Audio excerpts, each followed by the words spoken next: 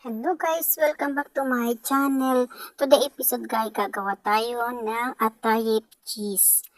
Ayan guys, ito i-blend ko to guys lahat. I-blend lang natin ang lahat na sangkap.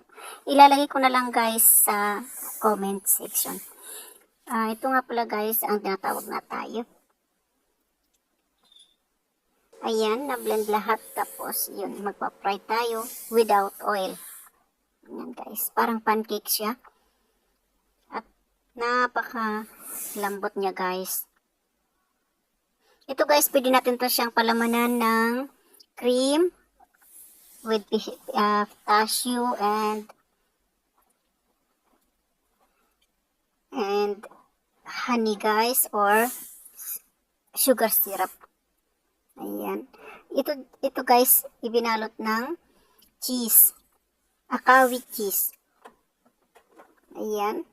Tapos ipo-fold natin ng maigi guys, para idikit natin ng maigi para pag nilagay natin sa air fryer, hindi siya lumabas ang cheese.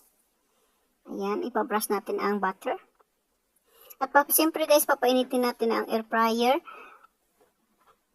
Ilalagay natin sa 200 degrees. Kailangan mainit siya bago natin siya ilagay para hindi dumikit. Ayan. Ilalagay na natin guys. At pag medyo golden brown na siya at matigas na, pwede na natin siya guys na hanguin kasi dapat crunchy siya. Ayan. Pagkatapos guys ay lalagyan lang natin siya ng sugar syrup.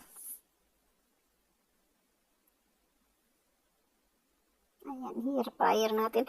At pagkatapos natin air fry guys, ito na siya. Ayan. Ito guys, atayip cheese with Golden air brown. fryer guys. Tapos, lagyan natin siya ng syrup. Ayan. At yung isa naman guys,